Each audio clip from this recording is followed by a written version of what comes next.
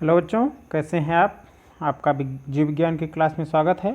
मैं अपनी तरफ से और सरप्राइज ऑनलाइन लर्निंग टीम की तरफ से आपका जो है स्वागत करता हूं। इसके पहले हम पादप जगत में जो लेसन पढ़ चुके हैं उसमें शैवाल क्या होते हैं, ब्रायोफाइट्स क्या होते हैं। शैवाल के 3 वर्ग बताए थे, क्लोरोफाइसी, रोडोफाइसी, फियोफाइसी, और ब्रायोफाइट्स में 2 वर्ग बताए थे, लीवरवर्ट और मॉसेस क्या होते हैं, इस पर बात की गई थी। और उसके बाद हमने पढ़ा था कि टेरिडोफाइट्स क्या होते हैं, उनके क्या कैरेक्टरिस्टिक फीचर्स होते हैं जिनसे हम उन्हें पहचानते हैं। आज हम पढ़ेंगे जिम्नोस्पर्म के बारे में। जिम्नोस्पर्म भी पढ़ चुके हैं इसके पहले वाले लेसन में। आज हम पढ़ेंगे एंजियोस्पर्म के बारे में कि एंजियोस्पर्म क्या होते हैं, उनके क्या कैरेक्टरिस्टिक फीचर्स होते हैं जिनसे हम उन्हें पहचान पाते हैं। मैं हूं आपका बायोलॉजी टीचर SN वर्मा। तो चलिए शुरू करते हैं आज का पाठ। एंजियोस्पर्म सामान्य भाषा में जान लीजिए उन पौधों को कहा जाता है जो कि फूल वाले पौधे होते हैं। इनमें सभी पुष्पी पादप शामिल किए जाते हैं जिसमें परागकण तथा बीजांड एक विशिष्ट रचना के रूप में विकसित हो जाते हैं और उस विशिष्ट रचना को पुष्प या फूल कहा जाता है। जिम्नोस्पर्म में जो बीज बनते हैं वो खुले हुए रहते हैं, लेकिन जो एंजियोस्पर्म में जो बीज बनते हैं वह फलों के भीतर बनते हैं और ढके हुए रहते हैं। यह वर्ग आज के समय में पृथ्वी पर सबसे ज़्यादा प्रभावशाली समूह के रूप में देखा जाता है। आज हम जिधर भी देखते हैं हर तरफ फूल वाले पौधे हमें दिखाई देते हैं। अगर आपसे पूछा जाए कि एक टेरिडोफाइट पहचान के बताइए, एक ब्रायोफाइट पहचान के बताइए, तो बड़ा मुश्किल हो जाएगा, लेकिन फूल वाले पौधे हर तरफ भरे पड़े हैं। इतनी अधिक प्रजातियां हैं फूल वाले पौधों की।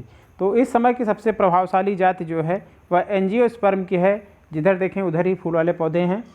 तो यह सबसे बड़ा वर्ग है पौधों का, और इसकी जो विस्तार है वह सूक्ष्मदर्शीय आकार वाले बोल्फिया से लेके एक ऐसा पुष्पी पौधा है बुल्फिया जो कि सूक्ष्मदर्शी से दिखाई देता है, उससे ले करके और विश्व का जो सबसे बड़ा ऊंचा पौधा है लंबाई में वह है यूकेलिप्टस, जो कि 100 मीटर से भी अधिक ऊंचा होता है। वह भी एंजियोस्पर्म का सदस्य है। तो इस बहुत बड़ा क्षेत्र है। इनके आकार की दृष्टि से देखा जाए तो बहुत विविधता वाले पौधे इस वर्ग में पाए जाते हैं। इन पौधों का बहुत आर्थिक महत्व होता है। आजकल ज़्यादातर चीज़ें जो हम प्राप्त करते हैं पेड़ों से या वनस्पतियों से, वह ज़्यादातर कहीं न कहीं इन्हीं एंजियोस्पर्म के पौधे से संबंधित होती हैं, चाहे औषधियाँ हो, चाहे भोजन हो, चाहे चारा हो, चाहे ईंधन हो। कोई भी आर्थिक महत्व की चीज़ हो वह अक्सर हम इन्हीं एंजियोस्पर्मिक प्लांट्स से या पुष्पी पौधों से ही अधिकतर प्राप्त करते हैं। आगे बढ़ते हैं, देखते हैं इनमें 2 तरह के पौधे पाए जाते हैं, या हम कह सकते हैं कि यह 2 तरह के वर्गों में बांटा जा सकता है एंजियोस्पर्म को। एक को कहते हैं द्विबीजपत्री, दूसरे को कहते हैं एकबीजपत्री। अब द्विबीजपत्री तथा एकबीजपत्री क्या होता है? द्विबीजपत्री पौधों को पहचानने के लिए हमें एक चीज़, जो मुख्य लक्षण देखने होते हैं वह यह होते हैं कि इनके जो बीज होते हैं उनमें 2 बीजपत्र पाए जाते हैं, और जो पत्तियां होती हैं उनमें जालिका रूपी विन्यास पाया जाता है। जालिका रूपी विन्यास का मतलब कि एक पत्ती है, यह एक पत्ती है इस तरह के आकार की। तो इसमें बीच में यह मध्य सिरा है, यह वाली मध्य सिरा है जो बीच में गई हुई है, और इससे जो शाखाएं निकली होती हैं ऐसे बटी हुई होती हैं, ऐसे। तो इस तरह का जो विन्यास होता है वह जालिकावत विन्यास कहा जाता है। जाल की तरह, जैसे पीपल की पत्ती में, आम की पत्ती में देखते हैं बीच वाली सिरा होती है, उससे छोटी छोटी शाखाओं के रूप में पूरा जाल जैसा बना रहता है पत्ती के ऊपर। तो इस तरह का जो विन्यास होता है वह जालिका रूपी विन्यास कहलाता है। तो जो द्विबीजपत्री के पौधे होते हैं उनकी सभी पौधों की पत्तियों में जालिका रूपी विन्यास पाया जाता है। और जो पुमंग होते हैं या पुष्प के भाग होते हैं, जैसे दल होता है, बाह्य दल होता है, वार्तिकाग्र होता है, ये सारे भाग जो है वह 4 या 5 की संख्या में पाए जाते हैं। पुष्पों में कितनी संख्या में रहते हैं बाह्य दल? 4 की संख्या में या 5 की संख्या में। तो यह मुख्य पहचान है। वहीं जो एक बीजपत्री पौधे होते हैं उनकी मुख्य पहचान यह होती है, उनके बीज में एक बीजपत्र पाया जाता है। अब आपके दिमाग में यह बात हो सकता है घूम रही हो कि बीजपत्र कहाँ दिखाई देगा। तो बीजपत्र थोड़ा सूक्ष्मदर्शी संरचना है, उसे हम बीजों का डिसेक्शन करने के बाद ही देख सकते हैं। बाहर से वो स्पष्ट नहीं हो सकता है कि एक बीजपत्री है, 2 बीजपत्री है। बाह्य आकारिकी के आधार पे, उसकी पत्तियों के आधार पे, उसके पुष्पों की बनावट के आधार पे हम सामान्य रूप से एक बीजपत्री और 2 बीजपत्री पौधों की पहचान कर सकते हैं। और बाह्य आकारिकी लक्षण क्या होते हैं? यही जो पत्तियों की बनावट होती है, जो पुष्प की बनावट होती है, इसके आधार पर हम एक बीजपत्री और 2 बीजपत्री पौधों की पहचान कर सकते हैं। तो 2 बीजपत्री पहचान लेंगे कि पत्तियों में जालिका रूपी विन्यास पाया जाता है। और एक बीजपत्री पौधे की मुख्य पहचान कि इनकी पत्तियों में जो बीज होता है, इनमें जो बीज पाया जाता है उसमें एक बीजपत्र होता है और पत्तियों में समानांतर सिरा विन्यास पाया जाता है। और पुष्प जो है वह 3 के समूह में या त्रिटयी, और इनमें दल या बाह्यदल कम होता है, वह परिदल कहलाता है, क्योंकि दल और बाह्यदल का विभाजन कम दिखाई देता है, तो परिदल कहलाता है। और यह 3 के समूह में होता है, 3 के समूह में एक साथ पाया जाता है, जिसे हम त्रिटयी कहते हैं। तो इस आधार पर हम एक बीजपत्री पौधों की पहचान कर सकते हैं। पत्तियां जो समानांतर सिरा विन्यास होता है, कैसे होता है? यह एक पत्ती है और यह उसके बगल गई हुई है, पत्ती का आकार है ऐसे। तो यहाँ इस तरह नहीं निकली होती हैं, जो सिराएं होती हैं इस तरह बगल को नहीं गई होती हैं, बल्कि यहाँ से अगर निकलती हैं तो ऐसे जाती हैं, इसी मध्य सिरा के समानांतर, ऐसे इस तरह सामान्य रूप से इस तरह दिखाई देती हैं। मतलब आप जो घास के पौधे देखते हैं, धान की पत्ती देखते हैं, बांस की पत्ती देखते हैं, गन्ने की पत्ती देखते हैं, कुश की पत्ती देखते हैं, तो ये सारी पत्तियां जो होती हैं उनकी बनावट इसी तरह दिखाई देती है। यह जो सिरा विन्यास होता है पत्तियों में, इसे हम समानांतर सिरा विन्यास कहते हैं, कि जो मध्य सिरा होती है अन्य सिराएं उसके समानांतर ही फैली हुई होती है। इसके बाद हम पुष्प की जो संरचना देखते हैं वह त्रिटयी होती है, या 2 मुख्य पहचान होती है बाह्य आकारिकी के रूप में एक बीजपत्री पौधों में। आपको पहचान करना है तो एक आम की पत्ती ले लीजिए और एक बांस की पत्ती ले लीजिए। दोनों पत्तियों के संरचना में अंतर देखेंगे तो यह संरचना में जो अंतर हम बता रहे हैं वह आपको स्पष्ट दिखाई देगा। दोनों तरह की पत्तियाँ आपको आसानी से उपलब्ध हो जाएंगी। या अमरूद की पत्ती ले लीजिए, बांस की पत्ती ले लीजिए, गन्ने की पत्तियाँ जो हैं वो हो सकती हैं। तो आप उनमें तुलनात्मक रूप से अध्ययन करके उसमें अंतर देख सकते हैं। तो 2 तरह के पौधे एंजियोस्पर्म में पाए जाते हैं। जो फूल होता है उसमें जो नर भाग होता है वह पुंकेसर होता है। एंजियोस्पर्मिक पौधों में जो फूल का नर भाग होता है वो क्या होता है? पुंकेसर होता है। और यह पुंकेसर उसी के समरूप माने जा सकते हैं जैसे कि लघु बीजाणुपत्र होते हैं एंजियोस्पर्म में, जिम्नोस्पर्म में, जिनमें इन पुंकेसरों में एक सिरे पर यह पुंकेसर है और इसमें एक सिरे पर परागकोश लगा हुआ होता है। और परागकोश किस तरह लगा होता है? यह मान लीजिए पुंकेसर है तो इसके सिरे पर इस तरह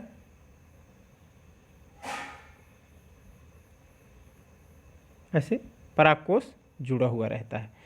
तो यह सिरे पर परागकोश लगा हुआ होता है जिसके भीतर पराग मातृकोशिका, पराग को उत्पन्न करने वाली मातृकोशिका, जिसे पॉलन मदर सेल भी कहते हैं, पाई जाती है। और उसके भीतर पाई जाने वाली इस पॉलन मदर सेल या पराग मातृकोशिका में जब अर्धसूत्री विभाजन होता है तो उसके द्वारा लघु बीजाणु बनते हैं और यही लघु बीजाणु बाद में परिपक्व होकर परागकण बनते हैं। परागकण के बारे में आपने सुना होगा। तो यह जो परागकण होते हैं वह कहाँ बनते हैं? परागकोश में।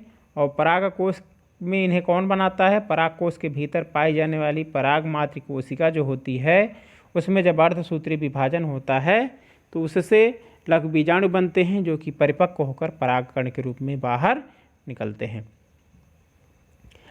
ये तो नर भाग की बात हो गई। दूसरा होता है मादा में जो लैंगिक अंग होता है वह होता है स्त्री केसर, गायनीसियम कहते हैं, इसको कहते हैं एंड्रोसियम। पुंकेसर को कहते हैं एंड्रोसियम और स्त्री केसर को कहते हैं गायनीसियम। तो पुष्प में जो फीमेल पार्ट होता है वह होता है स्त्री केसर या गायनीसियम, और इसमें अंडप होते हैं, नीचे अंडे पाए जाते हैं, और उसी आधार भाग पर जो फूला हुआ भाग होता है वहीं पर अंडाशय बनता है। वह फूला हुआ भाग अंडाशय कहलाता है। किसी भी पुष्प के जो आधार भाग आप देखेंगे तो वह अंडाशय होता है, इसलिए फूला रहता है। और इसी से जुड़ी हुई ऊपर को निकली हुई पतली नली दिखाई देती है, इस नली को वार्तिका कहते हैं। स्टाइल अंग्रेजी में कहा जाता है स्टाइल। और इस वार्तिका के सिरे पर एक संरचना होती है जिसे वार्तिकाग्र कहा जाता है। यह वार्तिकाग्र कभी 2 हिस्सों में कभी 3 हिस्सों में बंटा हुआ हमें दिखाई देता है। जितने हिस्सों में अंडाशय बंटा रहता है, अंडाशय में कोष्ठक बने रहते हैं भीतर, उतने ही हिस्सों में ऊपर वार्तिकाग्र बटा हुआ हमें दिखाई देता है। तो एक सामान्य मादा भाग की संरचना होती है एंजियोस्पर्मिक प्लांट में। अंडाशय के भीतर हम देखते हैं अगर, तो जो अंडाशय के भीतर की संरचना होती है उसके भीतर अंडप पाए जाते हैं, और यह सामान्यतः प्रत्येक अंडाशय में जो गुर बीजाणु होता है, मादा, जिसे हम मादा अंड कहते हैं, उस गुर बीजाणु को उत्पन्न करने वाली ये गुर बीजाणु मात्र कोशिका होती है। मेगा स्पोर मदर सेल होती है, जैसे वहाँ पे पॉलन मदर सेल थी, यहाँ पे मेगा स्पोर मदर सेल होती है। और उस मेगा स्पोर मदर सेल में जब मियोसिस होता है, अर्धसूत्री विभाजन होता है, तो अर्धसूत्री विभाजन के द्वारा 4 अगुणित गुरु बीजाणु बनते हैं। मेगा स्पोर बनते हैं 4, और यह 4 अगुणित बीजाणुओं में से 3 अविकसित रह जाते हैं, या कह सकते हैं आप कि वो नष्ट हो जाते हैं, और एक विकसित होकर भ्रूण कोष बनाता है। तो अंडप के भीतर गुरु बीजाणु मात्र कोशिका पाई जाती है जिसमें मियोसिस होता है। उस मियोसिस के बाद 4 गुरु बीजाणु बनते हैं, उन चारों में से 3 नष्ट हो जाते हैं और एक विकसित होकर भ्रूण कोष का निर्माण करता है। अब भ्रूण कोष कैसे बना होता है? भ्रूण कोष अंड कोशिकाओं का समुच्चय होता है।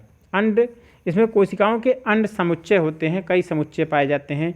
एक समुच्चय होता है जिसमें एक अंड कोशिका तथा 2 सहायक कोशिकाएं पाई जाती हैं, एक समुच्चय हो गया। दूसरा समुच्चय होता है 3 एंटीपोडल सेल्स का, जिसे प्रतिव्यांसात कोशिका कहते हैं, इनका एक समूह होता है दूसरा। और एक समूह होता है ध्रुवीय कोशिकाओं का, 2 ध्रुवीय कोशिकाएं भी पाई जाती हैं। तो 3 समुच्चय पाए जाते हैं इन अंड कोशिकाओं के, भ्रूण कोशिकाओं के भीतर में। और यह जो भ्रूण कोशिकाएं होती हैं यह समुच्चय के रूप में इसलिए होती हैं कि हर समुच्चय का अपना अलग अलग काम होता है। दोनों तरह की जो ध्रुवीय कोशिकाएं होती हैं वह आपस में जुड़कर एक द्विगुणित केंद्रक का निर्माण करती हैं, जिसे द्वितीय केंद्रक के नाम से जाना जाता है। तो जो ध्रुवीय कोशिकाएं हैं उनका काम पता चल गया कि दोनों ध्रुवीय कोशिकाएं आपस में जुड़ जाती हैं और एक द्विगुणित केंद्रक का कोशिका का निर्माण करती हैं। परागकण जो होते हैं जब वह परागकोश से निकलते हैं तो हवा द्वारा, जंतुओं द्वारा, पानी द्वारा, किसी भी दूसरे माध्यम से, हवा से या दूसरे माध्यम से स्थानांतरित हो करके कहाँ पहुँचते हैं? स्त्री केसर या गायनीसियम का जो स्टिग्मा होता है, जिसे वार्तिकाग्र कहा जाता है, वहाँ तक पहुँचते हैं। और यह वार्तिकाग्र तक पहुँचने की क्रिया परागकोश से निकलकर किसी माध्यम के द्वारा स्त्री केसर के वार्तिकाग्र तक परागकणों के पहुँचने की क्रिया को परागण कहा जाता है। परागण को पॉलिनेशन कहते हैं, परागण कहते हैं। और यह परागण की क्रिया संपन्न करवाई जाती है किसी माध्यम के द्वारा, जंतुओं के द्वारा, हवा के द्वारा, पानी के द्वारा, किसी भी माध्यम के द्वारा यह परागकण ले जा करके वार्तिकाग्र के सिरे पर पहुंचाए जाते हैं, या कीटों के द्वारा। परागकण जब वार्तिकाग्र पर पहुंचते हैं तो क्या होता है कि वह अंकुरित हो जाते हैं उसमें से एक नली निकल आती है जिसे हम पराग नली कहते हैं। और यह पराग नली पहले वार्तिकाग्र के ऊतकों को तोड़ती है और फिर उसके बाद वार्तिका के ऊतकों के बीच में से होती हुई बीजांड तक पहुंच जाती है और भ्रूणकोश के अंदर तक पहुंच जाती है। और जब भ्रूणकोश के अंदर पहुंचती है तो भ्रूणकोश के अंदर पहुंचकर यह फट जाती है और उसमें जो दो नर युग्मक होते हैं वह उन दो नर युग्मकों को वहाँ पर छोड़ देती है। जिसमें से ये दो नर युग्मक क्यों पाए जाते हैं, दोनों नर युग्मकों का अलग अलग कार्य होता है। दो नर युग्मकों में से एक नर युग्मक जो है वह अंड कोशिका से जुड़ जाता है। ध्यान देंगे यहाँ पे थोड़ा सा, एक नर युग्मक अंड कोशिका से जुड़ जाता है और एक भ्रूण का निर्माण कर लेता है। युग्मक जो है अंड कोशिका से जुड़ जाता है और युग्मक का निर्माण कर लेता है जिससे युग्मनज या भ्रूण बनता है। एक दो जो छोड़ा था ले जा करके, दो नर युग्मक छोड़ दिया था ना, जो पॉलन ट्यूब थी, परागनलिका थी, वह ले जाके भ्रूणपोष के भीतर फट गई थी, वहाँ पे दो नर युग्मक छोड़ी थी। एक क्या करता है, एक जुड़ जाता है अंड कोशिका से और भ्रूण का निर्माण करता है जिससे पौधा बनता है। दूसरा जो नर युग्मक होता है वह जो द्विगुणित केंद्रक होता है, जो दो ध्रुवीय कोशिकाएं आपस में जुड़ के द्विगुणित केंद्रक का निर्माण कर ली हैं, उससे जुड़ जाता है। तो द्विगुणित तो वह पहले ही हो गई थी, दो कोशिकाएं जुड़ करके, उसमें एक नर युग्मक भी जुड़ जाता है तो वह एक त्रिगुणित जो है संरचना बन जाती है और यह त्रिगुणित संरचना भ्रूणपोष का निर्माण करती है। इस त्रिगुणित संरचना को ही त्रिक संलयन कहते हैं।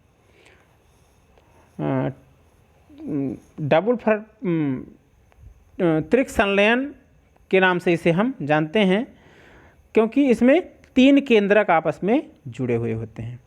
चूँकि इसमें दो संकलन होता है, एक अंड कोशिका से तथा दूसरा द्विगुणित केंद्रक से। दोनों नर युग्मक अलग अलग चीज़ों से जुड़ते हैं, इसलिए इस जो एंजियोस्पर्मिक प्लांट होते हैं इनमें जो निषेचन पाया जाता है उसे हम द्विनिषेचन कहते हैं। द्विनिषेचन एंजियोस्पर्म का ही विशिष्ट गुण है, कहने का मतलब यह एंजियोस्पर्मिक प्लांट में ही विशेष रूप से पाया जाता है।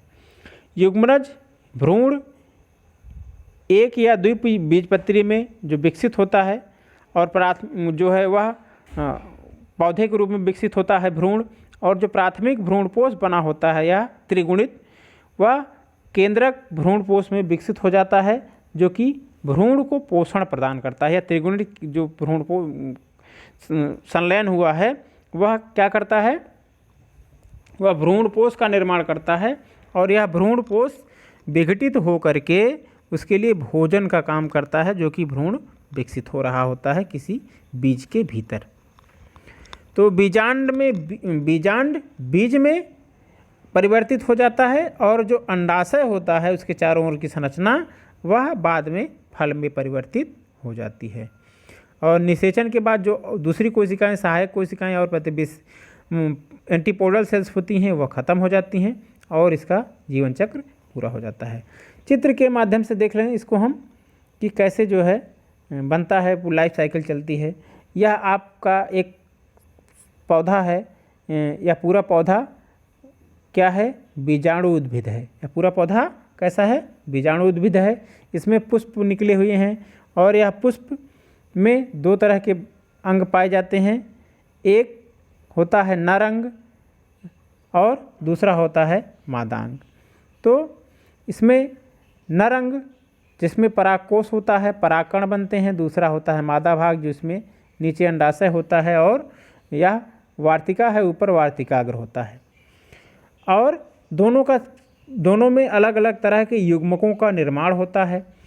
परागकोश में गुरु बीजाणु मात्र कोशिका, लघु बीजाणु मात्र कोशिका होती है या लघु बीजाणु मात्र कोशिका, एक लघु बीजाणु मात्र कोशिका 4 लघु बीजाणु का निर्माण करती है जिसमें से 3 नष्ट हो जाते हैं। और यहाँ तक जब यह मियोसिस डिवीजन हो जाता है, एक या गुरु बीजाणु मात्र कोशिका है, इसके द्वारा अंडक का निर्माण होता है। और यहाँ लघु बीजाणु बनते हैं जो बाद में विकसित होकर लघु बीजाणु या परागकण का निर्माण करते हैं। यह परागकण के रूप में विकसित हो जाता है एक जो बचता है, और फिर यह परागकण नर युग्मकोद्भिद के रूप में विकसित हो जाता है जिसमें 2 युग्मक पाए जाते हैं, एक लघु बीजाणु में या परागकण में। और यहाँ पे जो गुण बीजाणुधानी थी उसमें अंडक विकसित हो गया जिसमें एक अंडों का समूह है, दूसरे तरफ 3 एंटीपोडल सेल्स हैं, इसमें 2 ध्रुवीय सेल्स हैं और एक अंडक सेल्स है, सहायक कोशिका है, और बीच में 2 जो पोलर सेल्स होती हैं वो होती हैं बाद में द्विगुणित त्रिगुणित भ्रूणपोष का निर्माण करती हैं। यह दोनों, यह नर युग्मकोद्भिद और यह दोनों मादा युग्मकोद्भिद आपस में जुड़ करके युग्मनज का निर्माण करती हैं, और यह युग्मनज बाद में भ्रूण में परिवर्तित हो जाता है, और यह भ्रूण फिर विकसित होकर के एक पौधे को जन्म देता है। तो इसमें देख सकते हैं आप, यह एक एंजियोस्पर्मिक प्लांट का जीवन चक्र है, लाइफ साइकिल है। तो कहाँ तक जो है वह द्विगुणित अवस्था है, कहाँ तक से फिर एक गुणित अवस्था हो जाती है। यहाँ पे जब तक यह डिवीजन इसके इधर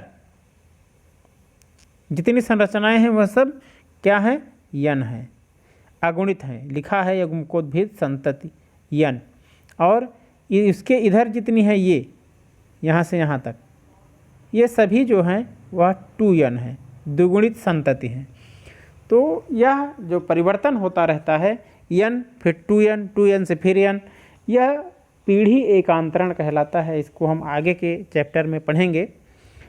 तो यह एक पूरा जीवन चक्र होता है एक एंजियोस्पर्मिक प्लांट का। तो यह था आज का लेसन, काफ़ी महत्वपूर्ण है, काफ़ी चीज़ें इसमें से बनती हैं, इससे संबंधित होमवर्क भी आपको दिया जाएगा। तो यह लेसन आपको कैसा लगा ज़रूर बताएं हमें, और कोई डाउट होता है तो उसको भी क्लियर करें। बाकी हम मिलते हैं अपने अगले लेसन के साथ। पढ़ते रहिए, स्वस्थ रहिए, बहुत बहुत शुभकामनाएं।